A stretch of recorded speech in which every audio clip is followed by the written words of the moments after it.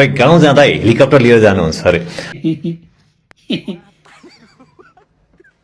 पत्रकारज्यू पनि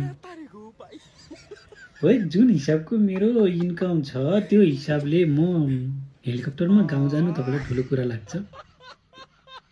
बिल्कुल जान्छु। महिनामा 2-3टा आइपिओ परेको छ, म हेलिकप्टर चढेर स्कुल जाँदिनँ। कुरा गर्नुहुन्छ।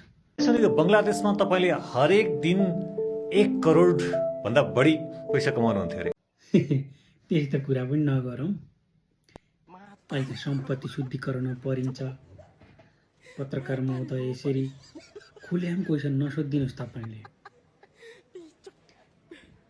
ती दिनमा 1-2 करोड त्यस्तै कमाइ त हुन्छ, उसले हुँदैन भन्न मिल्दैन। बिल्कुल हुन्छ, तर यो कुरो कसैलाई नभन्नु। भोलि सम्पत्ति शुद्धिकरणले मलाई तानो भने के गर्नुहुन्छ? एकपटक होटल एकानिति नगइकन तपाईँलाई निन्द्रै आउँदैन रे हो? हो, दिनमा 1-2 चोटि चिया खान जान मन लाग्छ, जान्छु। अब त्यहाँ यहाँ नेपालको इन्भाइरोमेन्ट हेर्नुहोस् न, त्यहाँभन्दा अन्त यसो चिया खानको लागि राम्रो ठाउँ पनि मैले देख्दिनँ। कहिलेकाहीँ बेलुका निन्द्रा लागेन भने पनि गएर एक कप यसो कालो चिया खाएर आउँछु, त्यस्तै हो। अन्त्यमा तपाईँको अबको बिजनेस प्लान के छ? अबको मेरो बिजनेस प्लान खासै त्यस्तो केही पनि छैन। अलिकति जग्गा भाडामा लिएर, हैन, अलिकति जग्गा भाडामा लिएर 2-4 रोपनी क्षेत्रफलमा चाहिँ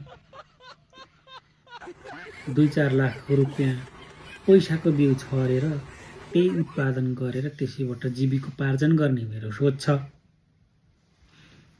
यसमा उन्नत जातको बिउ कहाँ पाइन्छ भनेर म अहिले सानोतिनो तपाईँको चाहिँ इन्भेस्टिगेसन नै गरिरहेको छु।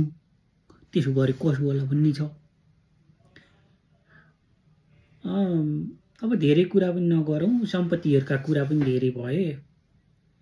भरे सम्पत्ति शुद्धिकरणको मुद्दा लाग्यो भनेदेखि अलि अप्ठ्यारो हुन्छ। त्यही भएर पत्रकारज्यू अहिलेलाई जाम है त।